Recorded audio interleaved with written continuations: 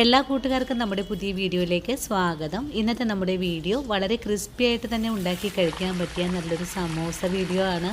വളരെ സിമ്പിളാണ് ഈ ഒരു സമോസ ഉണ്ടാക്കിയെടുക്കാനായിട്ടും. ഇനി സമോസ വാങ്ങാനായിട്ട് കടകളിലേക്കൊന്നും പോകേണ്ട, വളരെ ഈസി ആയിട്ട് നല്ല ടേസ്റ്റി ആയിട്ടും തന്നെ നമ്മുടെ വീടുകളിൽ നമുക്ക് എല്ലാവർക്കും ഉണ്ടാക്കിയെടുക്കാൻ സാധിക്കും. ഈ ഒരു സമോസ തയ്യാറാക്കി എടുക്കാനുള്ള ഷീറ്റ് നമ്മൾ തന്നെയാണ് ഉണ്ടാക്കിയെടുക്കുന്നത്. ഞാൻ ഈ ഷീറ്റ് തയ്യാറാക്കിയെടുക്കുന്നത് മൈദപ്പൊടി വെച്ചിട്ടാണ്. നിങ്ങൾക്ക് മൈദപ്പൊടി കൊണ്ട് തയ്യാറാക്കിയെടുക്കാൻ താല്പര്യമില്ലെങ്കിൽ ഗോതമ്പ് പൊടി വെച്ചിട്ടും ഇതുപോലെ തന്നെ നല്ല ക്രിസ്പി സമോസ നമുക്ക് ഉണ്ടാക്കിയെടുക്കാൻ സാധിക്കും. ഈ ഒരു സമോസയിലേക്ക് അധികം ഒന്നും എണ്ണ കുടിക്കുന്നില്ല. ഇനിയിപ്പോ നമ്മുടെ കുട്ടികൾക്കും മുതിർന്നവർക്കും ഒരുപോലെ തന്നെ ഇഷ്ടത്തോടു കൂടി കഴിക്കാൻ പറ്റിയ നല്ലൊരു സമോസ എങ്ങനെയാണ് വീടുകളിൽ തയ്യാറാക്കി എടുക്കുന്നതെന്ന് നമ്മുടെ വീഡിയോയിൽ കൂടെ നമുക്ക് കണ്ടു നോക്കാം. നമുക്ക് സമോസ തയ്യാറാക്കാൻ തുടങ്ങാം. ഇതിനായിട്ടൊരു പാത്രം എടുത്ത് വെച്ചിട്ട് ഇതിലേക്ക് 2 കപ്പ് അളവിൽ മൈദപ്പൊടിയാണ് എടുക്കേണ്ടത്.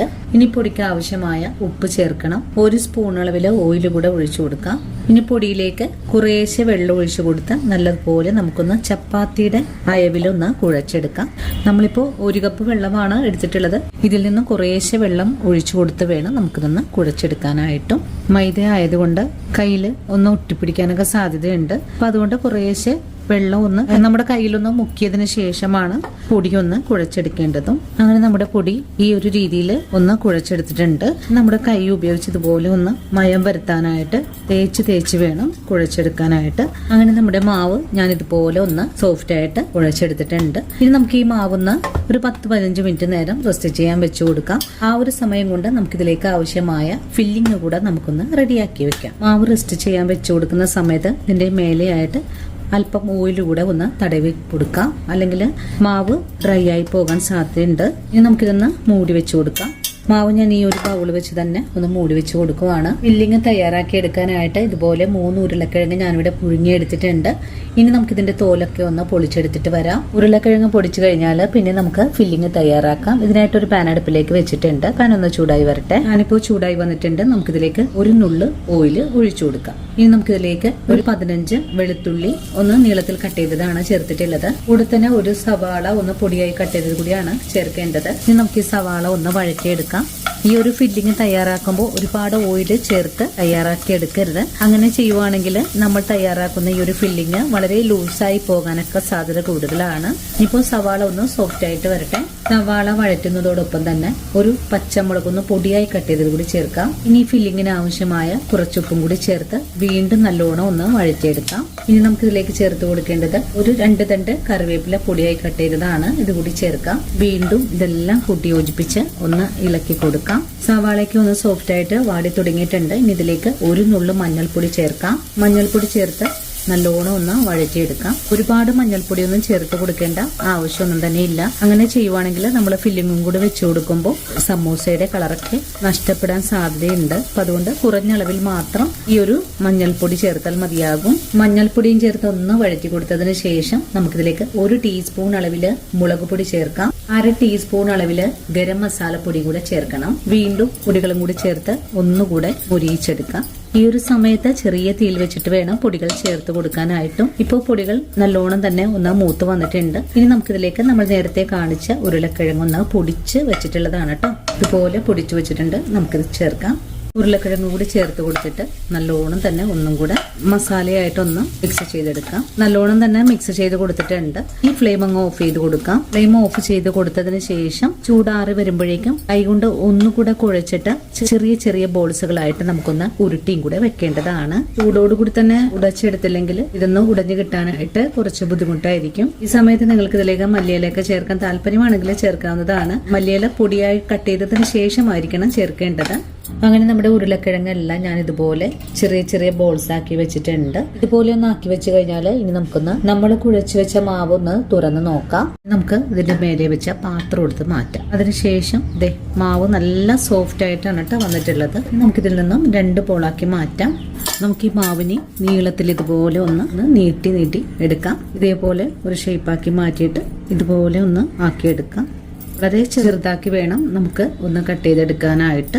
അങ്ങനെ എല്ലാം ഇതുപോലെ ഒന്ന് പിച്ചി ഇട്ടിട്ടുണ്ട്. ഇനി നമ്മുടെ കയ്യിൽ ഒന്ന് ഇതുപോലെ ഒന്ന് ഉരുട്ടിയെടുക്കാം. അധികം വലുതാക്കി ഉരുട്ടരുത്. ഇതുപോലെ ചെറിയ ചെറിയ ബോൾസ് ആക്കിയിട്ട് വേണം ഉരുട്ടിയെടുക്കാനായിട്ട്. എല്ലാ ബോൾസും ഇതുപോലെ തന്നെ ഒന്ന് ഉരുട്ടിയെടുക്കാം.